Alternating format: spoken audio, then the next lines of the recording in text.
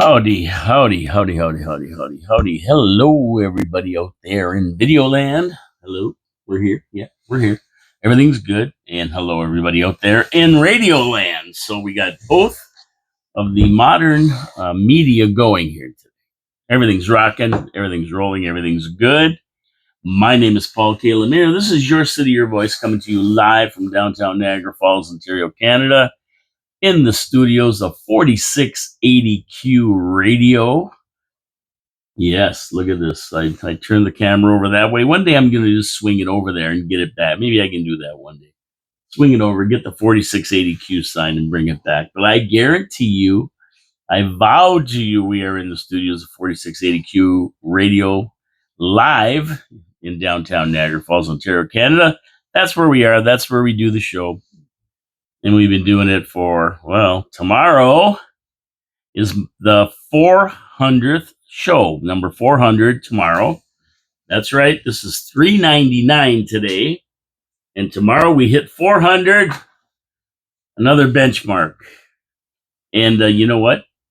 For 100, Peter Dichter was in the studio. For 200, Peter Dichter was in the studio. For 300, Peter Dichter was in the studio. And to celebrate number 400, Peter Dichter will be in the studio tomorrow. So tune in. Always fun when Peter comes in. We call it Finally Friday tomorrow, but you know what? It could be called Straight Talk Friday because when Peter gets in, we talk straight. So that should be fun tomorrow. Show number 400. Another benchmark. Maybe I'll be around for 500. Who knows? You don't know what the future has in store, but I do know one thing. In the next hour, we're going to talk about my sponsors. I'll give you that. That's a guarantee unless I drop dead right on air. And my first sponsor, Wild Bill's Auto Repair and Body Shop. My second sponsor, Hamilton Glowstone Lighting. And my third sponsor, Pete's Pizza on Victoria Avenue in Niagara Falls. In no special order, this is the way I do them. Wild Bill's Auto Repair and Body Shop on Oakwood Drive next to the Kia dealership. Well, listen, this is the time of year you want to take advantage and you want to have your car looked at. You want to make sure that everything's okay. So what do? You take it down to Wild Bill's Auto Repair and Body Shop. You see Ken Hunter. And what you do is ask him for his free end of summer inspection. Because that's what he's offering now. Unbelievable. You've had your car all summer. You've had it running all summer. Now's the time to get it checked out before the winter hits and you break down. He's going to look at your brakes. He's going to look at your suspension. He's going to look at your tires. He's going to look at your fluid, your lighting. He's going to give your car a computer scan to see if there's any error codes. And if there are, he's going to tell you and he's going to fix it. He's going to take your vehicle for a test drive to make sure nothing was missed as far as lumps and bumps and clangs and clings and everything else. You can't beat it. If there's something wrong, they're going to fix it for you. And if you get in an accident, don't worry about it. Just give Ken Hunter at Wild Bill's a call. They have a full body shop. Get your car in, get it fixed, send it out in showroom condition. You're good to go. What could be better than that? I can't imagine anything better than that. Free end of summer inspections. How can you beat it? Wild Bill's Auto Repair and Body Shop. Give him a call. Tell him Paul from Your City, Your Voice sent you. And that'll be good. I like when everybody supports our sponsors. Okay, so we look outside and we have this weather today. It's chilly, man. It went down to 47 degrees last night. I was freezing the jewels off. I had to put the heat on. I'm sorry. I usually don't put the heat on till later, but you know what? I don't like this. When Jack Frost is nipping at your jewels, it's time to break down and crank up the furnace. It's early, but you know what? I'm old, and geezers need the heat. I don't like to work in sub 60 degree temperatures. Everything freezes on you. Your joints like the friggin' Tin Man on Wizard of Oz. So you know what I mean. If you're above 50, you know what I mean. Things start getting a little tight when the weather starts getting a little colder. Nice and loosey-goosey when it's warm. So, that's the kind of weather we got now. But it's a sunny day in the sun. It's beautiful. It's a beautiful, beautiful, pleasant, sunny day. And I still got to cut the lawn. I'm waiting for the 70 degree Indian summer. Remember when we were kids, we had Indian summer? Are we allowed to say that? I don't know. Maybe I'm not even allowed to say that anymore. Oh well. Political correctness was never my forte anyway. But let me know. Can you say Indian summer anymore, or is there some other word they use for it now? I don't know. Let me know. Give some comments when you watch the video. Subscribe to the video, like the video, do everything with the video. Make sure you get in there. Let's get the subscribers up to 100. I need 40 more subscribers. Tell your friends to tune in, subscribe. Come on, let's go. Let's go. We're at 100. If we get to 40 more, shouldn't be that hard, should it? Well, maybe it is. Okay, so we got nice weather here, but our buddies in Florida haven't had it so nice. Mamma mia, not nice at all down there. Um, Milton has hit the Hilton. Milton has hit. It got blown ashore, blew ashore, and the damage is being calculated. It's going to be in the billions, guaranteed. I mean, it always is. But I think Tampa and St. Pete's area, that area got just a little bit of a break because it landed south. It came ashore south at I think it's at Siesta Key it came into, which is a little bit south of Tampa. And on the north side of a big blow, it's always a little bit better down the south side where you get tons of that tidal surge in. So they had it a little bit better being south, but the pictures I saw were brutal, man. Things flooded, everything blown apart. It still doesn't mean you're not going to get hammered. They did get hammered. But I've heard some reports out of St. Pete's Beach that they never got it as bad as they thought, and that would mean Tampa never did neither. Although, having said that, it would have been a wild ride, and from the video I've seen, there's been a lot of damage, a lot of debris on the roads. So bad, it ripped the top off Tropicana Field. They have the fabric dome, and it was made to survive hurricanes when they built it, but this thing didn't obey that law. It just ripped the top right off. It's in tatters. Now they have like a well, actually they have an open air field right now. It's not a dome anymore. It's open. There's power outages all over the place. Of course, millions of people are without electricity, and once daylight hits and people can really get to these places, you're going to see a lot more damage reports and that kind of thing. So we're waiting for those. Hopefully, there wasn't too many people killed or injured. Everybody was safe. They rode it out. The ones that rode it out, most people evacuated. They got the hell out of Dodge, and that's a good thing. So they got a lot of crews down there. I think I read they had some 200 or 300 crews working on it, as well as people from crews from as far away as California. And of course, I think there was a Canadian crew that went down and helped out with the Tennessee, Georgia, and that area. If they're wrapping that up after a couple of weeks, because this one didn't go near there, they may be able to head down to Florida and help them out too. But prayers for the people in Florida. Godspeed. Get this fixed. Get back to normal. I know a lot of people that had plans to go down there in October, November, and enjoy the beautiful weather that comes with being in Florida. But I don't know if they're going to be going. It's going to be a big cleanup and a long cleanup. I was reading some guys on Facebook on the page that I watch. I watch a page called Mariner because that's where I went with our good friend Mary Vescio last March. So I kind of tuned into their page and I'm just kind of watching it. And apparently, there's a lot of things that have to happen before it all goes down. I mean, it's not just a matter of shoveling it out and fixing it up. You got insurance claims, adjusters that have to come in. It's a process to get it done and get it done right. So, yeah, good luck to them. I hope everything's okay with their place. They're not nice people down there, and I hope they're all right for anybody who was there. Or, they got out probably, but still, I mean, their places are kind of out of service for a little while. What else do we have happen? Well, last night we had opening night for the Habs. Yeah, against those villainous Toronto Maple Leafs. And of course, the Habs came away with a 1-0 victory. Well, we got the 2 points, but I don't know how happy Martin St. Louis was. He was probably banging his head on the wall in one room, and Berube was banging his head on the wall in the other dressing room. Something to celebrate. We did win 1-0 in our opening game, our season opener against Toronto at home. But No, I talk about this more in absolutely, but Montreal allowed way too many shots, and they got a couple of good breaks with a phenomenal game from Sammy Montembeau, and a couple of 3 or 4 goalposts to go with it to save the day, and they managed to pull out the win. And Berube's probably pulling his hair out because his top lines really didn't perform. They couldn't muster a power play goal. They couldn't muster a goal on Sammy. I love opening nights, always with the drama. Yeah, so what? I see this video that keeps posting on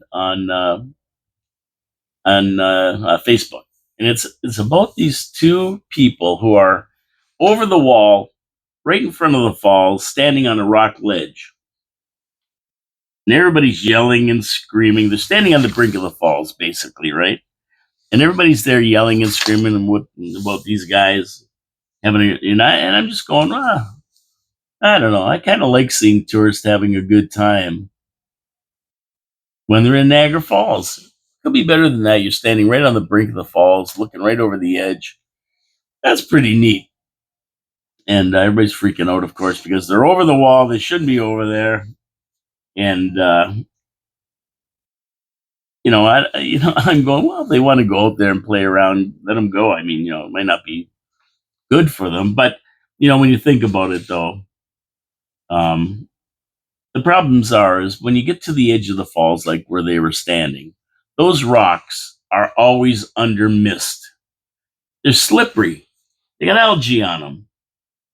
I mean, all it takes is one slip, and you're 200 feet into the gorge in the bottom of the falls, right? And you're probably going to get clocked by the rocks at the bottom, or if you manage to hit the water, you're going to definitely have a struggle to stay afloat. And when that happens, then we have to call in the rescue guys. And when the rescue guys have to go out and do this kind of crap, their lives are on the line, and that's what's not fair about all this. Yeah, these guys are having a good time, and go ahead. What do I care if they fall in? Fall in, fall in. It doesn't matter to me, dummies. They're stupid enough to go out there.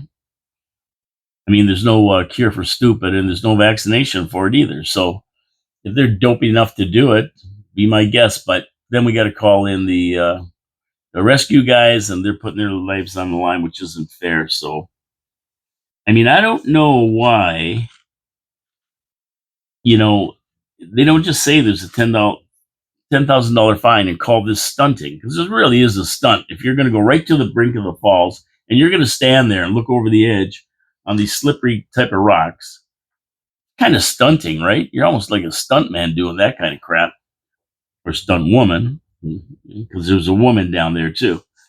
And if these knuckleheads go there, then and they get caught, which I mean they're obviously caught. They're on video. Nobody knows who they are though, but you think somebody would call the parks police at them and got the Tulip Patrol down there to take care of them, right? They should give them a $10,000 fine. I mean, I think that's what stunting is. You go over the falls in a barrel or try to shoot the rapids or something stupid. Well, it's going to cost you 10 grand, right? So, I mean, maybe they should do that. I mean, there's signs everywhere. The Tulip Patrol can't watch everybody. So, if they catch someone, just throw the book at them and discourage others from doing it. How about a sign that says if you fall over, you're on your own? You found your way down. Now you're going to have to find your way back up. No rescuers will come to save you. I don't know. That's the sad part. If the rescuers didn't have to go out, I'd say knock yourself out. Go crazy. Do whatever you want. But it's the rescuers I worry about. I mean, yeah, they get paid to go out and rescue people, but they don't get paid to lose their life. That's not part of the bargain, right? So, and luckily we have qualified people who do this, and they know how to do it, and we have equipment to do it. So, you know, that's another thing, and that's why the fire department wanted $3 million for a new fire truck, because if dummies like this fall in, they have a chance of saving them down the gorge. And there they wouldn't be saved though. Unless they hit the rocks, they'd be dead anyway. But if they fell in the water, they'd be getting hooked out by the hornblower or somewhere down in Niagara Lake. But anyway, I laugh when I watch the video. Everybody's complaining about it. They're posting it. I must have seen it 30 times. It's gone viral now, probably, but if you see it, check it out. I mean, these people are right there. They're not fooling around. They're having a good time. Staying in Niagara Falls, you know that serial killer woman that just took the life of a 47-year-old Niagara Falls man a week ago? Well, she was up for a bail hearing yesterday. And I don't know what the results were, but I guarantee you she isn't getting bail. I don't even know why they have to have a bail hearing. I guess it's part of the process. But in this case, I mean, put her in the slammer and keep her there. That's it. No bail, no nothing. But you never know. When they do have a bail hearing, she could be let out. Who knows? I'm serious. These laws favor the criminal, not the victim. And of course, she has to be proven guilty in a court of law, but that doesn't mean the court has to say never. You're never getting bail, baby. Getting the slammer, but now she appeared virtually. She didn't go to the court, and her lawyer has concerns about her fitness to stand trial. Her case has been moved to a mental health court where a physician will be able to do a mental assessment on her, and she's due back in court on October 17th. I would say that probably she's a mental case. And if she's deemed a mental case, she ain't getting out. They're not going to let her run around the streets no matter what. But also, she maybe not. Well, let's see what the defense is. She doesn't have a lawyer. One's been appointed to her. See what her defense is. It could be mental, insanity or something, and she'll be in the psych ward for a long time. But who knows? But yeah, I don't even know why they bother having bail hearings and something like this. I mean, who's going to let her out? Is there a judge or a court wacky enough to let this lady back out on the street when she killed this guy in Niagara Falls, one in Hamilton, one in Toronto, and they're looking for the fourth person that she might have done. They don't even know. There could be even more. Who knows? I don't think she should be out. She wouldn't be a great candidate. And then I think if there was the death penalty, she would be the perfect candidate for it. I mean, of course, once she gets convicted in a court of law, because these are just alleged murders. You can't say that she did it. So they prove it in a court of law. But yeah, yeah. I'm gonna go back to Niagara Falls here, kind of floating around. But I forgot to mention a great tribute to a guy in Niagara Falls that actually played for the Montreal Canadiens and Toronto Maple Leafs, and just retired from his 33-year career running the Professional Hockey Players Association. And a friend of mine, Larry Landon. Great guy. Well, Larry's a friend of everyone in Niagara Falls. I shouldn't say he's a friend of mine. He's a friend of everyone. He's done so much for the city, including bringing the Professional Hockey Players Association offices from Seattle, I believe, to Niagara Falls. Now, Larry grew up in Niagara Falls, played his minor hockey in Niagara Falls. I had him on the show, my Absolutely show, and he told the story of his first meeting with Mr. Masterson, owner of the Junior Peak Canucks at the time, I believe. And you can correct me if that's wrong. I'm trying to remember the story he told us with my buddy John Fillion, my co-host John Fillion, right? We had him in the studio. Now, Larry was a good skater, but he wasn't as fast as he should have been. Russ Masterson didn't think. And when he saw his skates, he asked to take a closer look at them. And when he noticed that the blades were like welded together, they had cracked and broke. So they didn't have a lot of money. So Larry's father, Larry Sr., he welded the crack spot. He actually took a welder and welded it. And so the skates were probably not perfect. And when he asked Larry about it, Larry told him the story that he couldn't afford to buy new ones. And Russ took him to a place and he bought him brand new skates. And his game improved drastically after that change. So there's a great story from Larry. And when he was on our show, he had a million stories. I mean, the guy's done it all. 33 years as the leader of the Professional Hockey Players Association. And if you don't know what that is, I mean, he should write a book, really. Now that he's in retirement, I hope he writes a book. They're basically the outfit that takes care of players that are playing professional hockey, AHL, for example. I think he's ECHL, and he's got a couple of leagues in there. But they haven't made it to the NHL yet, because once they make it to the NHL, everything gets handed off to the NHL Players Association, National Hockey League Players Association. And but while they're not playing that level of hockey, the PHPA takes care of all their benefits, pensions, and collective bargaining agreements as far as the league goes. So they take care of the players, right? And it represents over 1,600 players.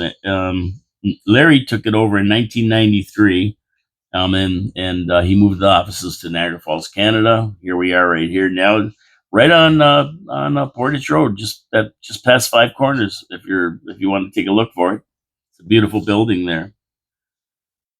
And Larry took it over, and he's been there for 33 years. Yeah, he's been the executive director for 33 years. Imagine that. City Council gallery was packed.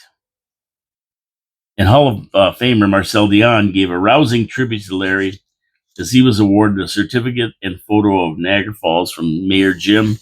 And yeah, he's done so much for Heaters Heroes and for so many causes, golf tournaments all over the place. I mean, whenever Larry was called upon to do anything for the city of Niagara Falls, his alma mater, he stepped up to the plate.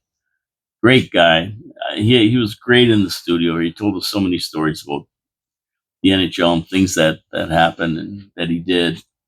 And right down to wearing number 25 on the Montreal Canadiens. And if you knew anything about the Montreal Canadiens, you know that was Jacques Lemaire's number. And I said, how did a rookie get that number? That's like, it might be hung from the rafters now. At the time it wasn't. But yeah, a million stories. If you know Larry, you know he's got a million stories. A great guy. Congratulations, Larry, on your retirement. Thank you for being an integral part of Niagara Falls and your work within the community. Niagara Falls boy makes good. Yep, Larry is that kid. Larry Landon, retired, and now he can golf his way through the rest of his days. Good for him. Good for him. A hard worker and a good guy. Okay, my second sponsor is Hamilton Glowstone Lighting. And you know what? This is the time of year where you think about putting up your Halloween lights and you think about putting up your Christmas lights after Halloween. But you know, you got to climb that ladder, and you got to risk falling off. And there's all cords and lights all over. It makes your house look crappy in the daytime, nice at night when they light up. Well, don't worry about that anymore. Just call Hamilton Glowstone Lighting. Colin Buckborough, the owner of Hamilton Glowstone Lighting, will come down, give you a free quote, and if you decide to go ahead, he's going to put up this beautiful outdoor permanent track lighting on your house. No more ladders. No more fooling around. You just get your phone out. Halloween orange. Turn all your lights orange. Christmas red and green. They build them in zones so you can have different zones of different colors. It's a beautiful thing. And they have a lifetime warranty. They're not plugs. They don't plug into each other. They're sealed. They're soldered and sealed. And you know what? They're impervious to dust and moisture. So you never have to worry about them. That's why they have a lifetime warranty. What are they? They're LED lights, so they're very, very cheap on power. They add value to your home. They add safety to your home. They light up walkways and driveways. Seriously, folks, you can't beat this. You got to give Colin Buckborough a call, and do it soon, because this time of year, a lot of people are looking to get out of that ritual of hanging lights and everything else. And they just want these permanent lights. They don't have to worry about year after year. They're there. They have approved financing, so you don't have to worry about that. No problem. You can finance them if the price is a little bit too heavy. Pay a low monthly rate, and you got your house looking beautiful. How do you get a hold of Colin? Well, what you do is you dial 289-969. Sorry, 289-696-1797. That's what it is. 289-696. Sorry, I got to get this right. 289. I was right the first time. 969-1797. That's 289 969-1797. I apologize to Colin. Old age is kicking in. He knows his dad's my age. We went to school together. And yeah, give him a call. He's going to come down and give you a free quote, and away you go. Tell him Paul from Your City, Your Voice sent you. He'll be happy. I'll be happy. Support our sponsors. And if you want a really nice house at Christmas this year, something that neighbors are going to be jealous of, Hamilton, Glowstone Lighting. That's what you want. That's what you want. I'm going to say the number again because I screwed it up so bad. 289-969-1797. There you go. Okay, so what do we got here? What else is going on here? Mayor Jim. He's all of a sudden worried about weeds. Worried about weeds. He's been watching these weeds. Yeah, you're supposed to ride that electric thing, buddy, not push it. Nah, he's out of juice. Yeah, he's worried about weeds all of a sudden. How about that? He wants to put a weed control schedule together so the medians and other weed infested city properties, like the meteor crater across the street, which has 3-foot weeds over there, I see. That's what he wants to be worried about, is clean up on a regular basis. This makes sense, as I've been yelling about it for 2 years now. Now, Councillor Patel brought this up as a motion, which is first she said the city is clean. Then she said the city's a mess. She was wrong on the first count, but corrected on the flip-flop. And now we're going to see some action, it appears. So she brought a motion about that. And funny, I saw 2 guys walking down Morrison Street with weed whackers going at the weeds in the sidewalk cracks yesterday. So that's pretty, I go, what the hell are these guys doing? They have the vests on. They look like city workers. So maybe it's part of Mayor Jim's new clean up the cracks in the sidewalk plan. Anyway, he wants to clean up key city access points to the city and ask staff to report back on options, including impacts to the 2025 budget. Well, of course, when the Penguin goes and he gets all these numbers because he's trying to save $1 million as instructed by City Council for the 2025 budget, I can imagine that this is going to come in pretty heavy as far as crews going out there and cleaning up this stuff on a regular basis. And guaranteed is going to say, well, we got to hire 3 more people. The Penguin's answer to everything is hiring more people. We know that, right? And before you get mad at me for calling him the Penguin, his name is Jason Burgess. Burgess Meredith played the Penguin on Batman. That's why I call him that. Chillax, everybody. I'm not insulting the guy. But anyway, he's going to give us a thing about hiring more people and that, which, that always is kind of brings a Debbie Downer to a council because they're trying to save money in the weirdest possible ways, but they are. And of course, this kind of stuff costs money. Now, Jim said they can get 3 feet tall. I'm going, look at the meteor crater. There's lots of 3-foot weeds over there. So at least they're keeping the grass cut around it, though. It's like Friar Tuck, kind of bare in the middle and then grass around the edges, like Friar Tuck's head. Yeah. But they're starting to meander. I mean, it's starting to fill up with weeds, and eventually nature will take back the meteor crater. It's amazing anything's growing in it with the contamination, but we'll talk to Gary Wilkins and Mike Cushman about that one. But the one good thing is, maybe Councillor Baldinelli, he challenged the city. He got up, and I was proud of him. And he said the city cannot run around fining citizens for not taking care of their property when they don't take care of their own property. Bravo. The city should lead by example. The best line of the year at City Council meeting was by Councillor Tony Baldinelli. We need the cleanup. Get her done, Mayor Jim. No excuses for 2025. Make Niagara Falls beautiful again. If I ran for mayor, that's what I would run on. Make Niagara Falls beautiful again. Make Niagara Falls great again.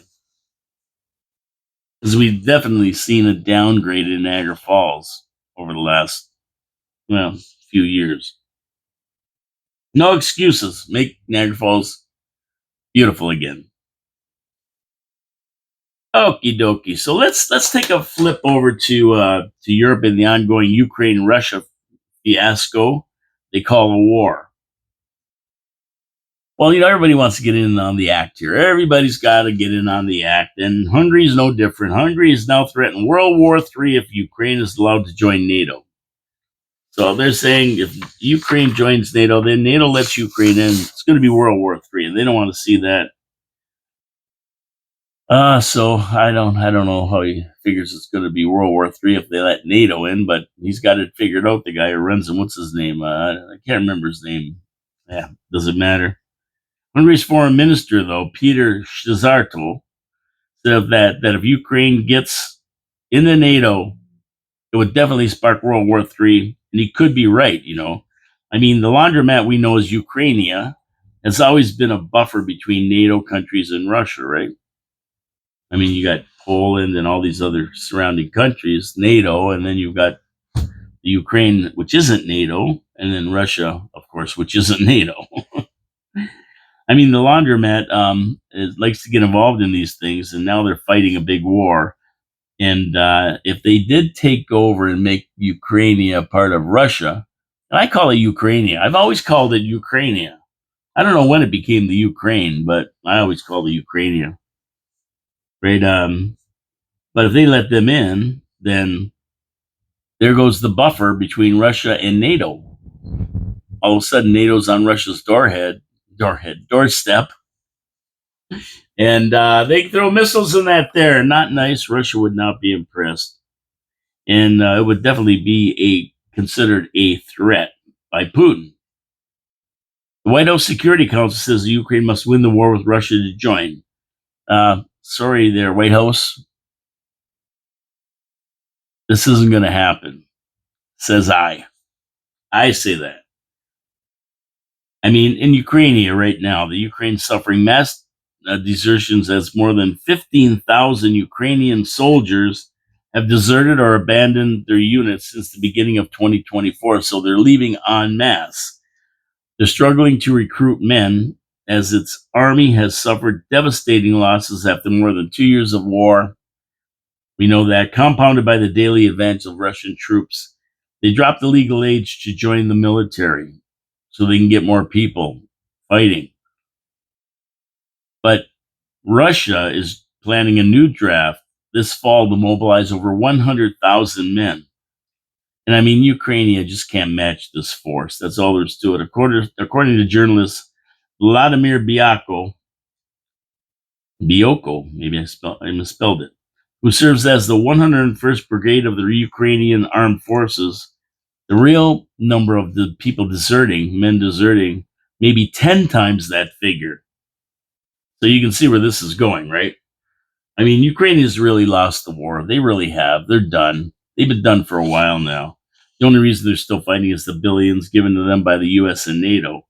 The only way to have a chance, boots on the ground from NATO and the US. But I personally don't believe that's going to happen. I don't think they're stupid enough to get any more involved in that area than they are now. It would start a larger war, which nobody needs or wants, just to protect the Ukraine, which it might close down the laundromat. That's the only reason they want to keep it over. They launder a lot of money for these countries. Um, Stay tuned, but I think this war is going to come to an end sooner than later. I mean, people are getting tired of the war. Everybody. And these tin pot people looking to start World War III. I can't wait until November 6th. November 6th, then Monday, January the 20th, when all family business will be settled with these mental cases. It'll be over. Trump's going to end this. Trump's going to end this. He's had enough too, but he just can't do anything right now. He has no power. Now, we have these guys like this yelling and screaming, but not to be outdone, North Korea claims it has sent troops to fight alongside Russian forces in the Ukraine as part of an agreement they signed with Russia in June. Now, the little rocket man, he just can't stay out of things. He loves to be into stirring up the pot because, you start seeing Korean soldiers fighting in the Ukraine. That's pretty wild. And they won't be hard to spot. Let me put it that way. So I don't see this happening. Um, I know they signed an agreement with Russia, and Russia has been supplying them missiles and that kind of thing. But at the end of the day, I mean, I just can't even imagine them marching with Russia and that kind of thing. I mean, that would be big trouble right away. But they have this unholy alliance they signed, and North Korea says they're sending 100,000 troops or something to march with the Russian forces, and we'll find out. But that wouldn't be good. Little Rocket Man, that would not be good. So we'll see what happens. We got to just wait this one out and see what they do. So down in the U.S., of course, we have the election, and Kamala's honeymoon was over a long time ago, but she never really realized it until now. Man, she's totally been exposed, and not by the alleged right wing media that everybody yells at. Um, it's by her left wing loony media friends. She's been doing the talk show circuit, and these are all left wings. Colbert, they all hate Trump. Colbert, Howard Stern, The View, and some bizarre weird show named "Call Her Daddy" or something. And she can't even get it right with these softball questions and people who are on her side. I mean, she's sitting there having a beer with Colbert and tossing her word salads around. And even when her left wing friends were confused with her answers and asked her more, she was lost. She didn't even know how to answer them. Even they were looking at her like, man, this we have an airhead here. For example, when she was asked what the difference would be between the last 4 years and her new administration, well, she said she wasn't Biden and she wasn't Trump. That's it. That was the answer. Well, first of all, I'm not Joe Biden. Well, we know that. We look at you, we can see you're not Joe Biden. We don't know exactly what you are, but we know you're not Joe Biden and you're not Trump for sure. And that's your answer. I mean, the left wing media is really, really, really trying to shelter her. They're trying to pump her with softball questions in the interviews, but she can't even handle those. And they're starting to look and go, wow, shaking their head. I mean, they're just going, this is worse than we thought. If you can't get through The View, then forget about it. He's been exposed. And her running mate is more of a left wing loony than her. The big question people are asking is the way she's running this campaign, which is terrible, by the way, trying to hide and then being told she can't hide. She's got to get out there. And then instead of going out and going to serious news places to get to do these media interviews, like 60 Minutes, who this guy was totally flabbergasted by her answers. And he kept pushing her for answers, and it was the same old nonsense. I grew up in a middle class family watching, and people cut their lawns. I mean, that kind of thing. Big question people are asking now is this is the way this the way she's going to be running the country? I mean, if you want to write it or read a textbook on how not to run the country, it would be a book written about her campaign and about her last 4 years. That's not how you run a campaign. Like hiding like Biden for 4 years and accomplishing nothing. Is that what her legacy is going to be if she gets elected? Because that's what it sounds like to me. I don't think she has it. She just doesn't have it.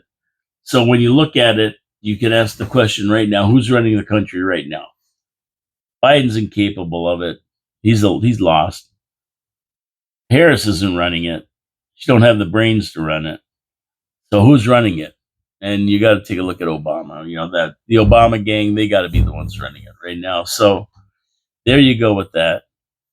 And if she takes over, there's going to be somebody else running the country. It's got to be you're electing her, but you're really electing other people, unknown people, because we know she can't run it. That's all there is to it. So on the other side, We have the Trump trail. And the way things are going right now, it looks like it's going to be a landslide because Kamala's totally out to lunch. And I don't think it can happen soon enough for Americans or Canadians, for that matter. I mean, now, if you can get out, if you can get the act together north of the 49th and Trump gets elected, we're going to have something going. Because, I mean, we depend on the states.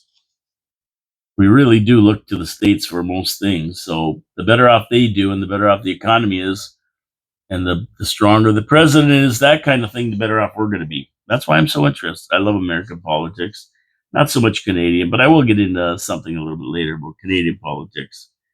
So with Trump, it's the same old routine. Huge crowds at rallies in the key states, especially Pennsylvania. He was there, and huge turnouts. The Butler was the granddaddy of them all. It was like a pilgrimage. But he's out there every day, 2 or 3 interviews all around. JD Vance the same way. They're running their campaign the way it should be run. And the results are showing. I was watching some guy doing a map of the United States and the Electoral College and that kind of thing. And according to most people in the know, Kamala's behind. She's way behind. The Democrats are in panic mode. She's way behind. And I don't think she has enough time to do anything that great that would catch her up right now. I think she's lost a lot of the male black voters, and she's losing a lot of the Democrats because they just see her on the campaign trail and say, this woman just doesn't have it to run the country. And at the end of the day, when you get in the voting booth, you want somebody who's going to make the country run properly. You want lower taxes. You want jobs. You want industries to stay in the area, stay in the country so that you can have jobs. You want the southern border closed so these illegal aliens aren't competing with your jobs and they're not threatening. So all these things add up to a Trump victory. Kamala just has flip-flopped on so many things. So it's going to be interesting as we get closer to election day what these polls say. But right now they're in Trump's favor. And they're in Trump's favor by a pretty good margin. More than I think we're seeing in the press. Remember, the media is left wing. And they're controlled by the left wing. So you're not getting the true story, I don't think. Okay, over to my last sponsor, Victoria Avenue Pete's Pizza. And you know what? If you want a great pizza, go see Mike at Victoria Avenue Pete's Pizza. I got a real good one last night. I'm a pizza guy, you know that. It had pepperoni, sausage, mushrooms, and roasted red peppers. Very good. And roasted red peppers weren't in oil. Sometimes they put them in oil. They give me agita, but these weren't. These weren't. They were perfect. Very, very good, I must say. Mike, who runs the place, he uses the old Mancini family recipe. They started Pete's Pizza 40 years ago in St. Catharines, and they have franchises in the region right now. Plus, he worked in an Italian restaurant for 15 years, so he has a little bit of experience with Italiano. And he knows how to put the sauce on, put the cheese on. He knows how to give it the right mix so the ratio of cheese to sauce is right, so you get that nice taste to it. And the toppings are all fresh. Yeah, just beautiful. Because it's their 40th anniversary this year, to the end of the year, what they're doing is offering 2 medium 3-topping pizzas for $25. How can you beat that? That's a pretty darn good price for 2 medium 3-topping pizzas. Yeah, go take advantage of it. It runs to the end of the year. Give Mike a call, 374-2222. That's 905, of course, 374-2222. Yeah. And order your pizza today, or you can go to Victoria Avenue. What is it? Victoria Pete's Pizza, I think it is. Let me just look. Pete's Pizza Victoria. Pete'sPizzaVictoria.ca, and you can order online if you want. And for your convenience, Mike has extended the hours for the pizzeria. Yeah, so you can get pizza late at night. I mean, Sunday to Thursday, they're open till midnight. Friday and Saturday till 2 in the morning. So there you go. You want a pizza? Your pizza awaits you. And if you get the munchies late at night, hey, they're open. They're the guys to call. 905-374-2222. Victoria Avenue Pete's Pizza. Give them a call today. Tell them Paul from Your City, Your Voice sent you. And they'll be happy. I'll be happy that you're supporting my sponsor. Okay, let's wrap up the last 10 minutes here. With the lefties losing it in Canada. See, I just don't do the United States. There's lefties in Canada. We see them every day, and they lose it just like the ones in the United States. Both the NDP and Liberal federal parties blasted our guy, Pierre Poilievre, Wednesday, saying a statement that Israel should go proactively strike Iran's nuclear facilities is a disastrous foreign policy that would contravene international law and quash hopes for peace in the Middle East. Interesting statement, considering that they think shooting 200 ICBMs at Israel is in accordance with international law, but striking back at their infrastructure is a no-no. So Pierre says, let's go in there and take out the nuclear facilities. Now, he's not talking about nuclear reactors that supply power.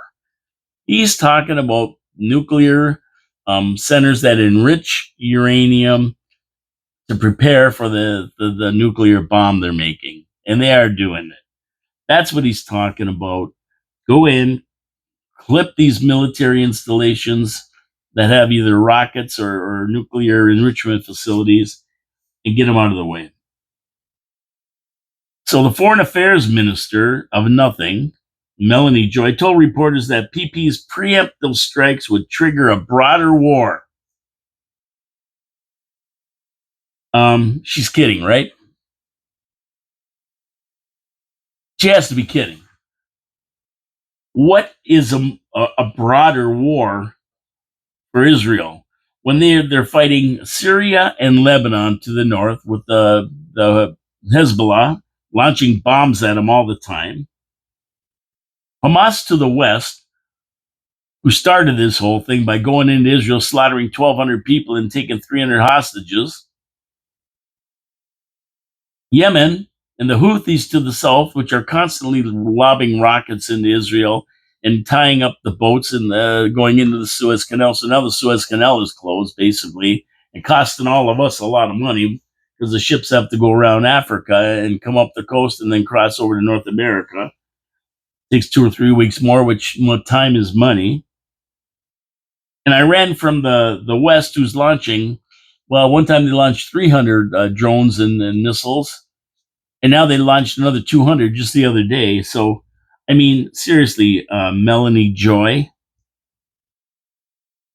can it get any broader than that?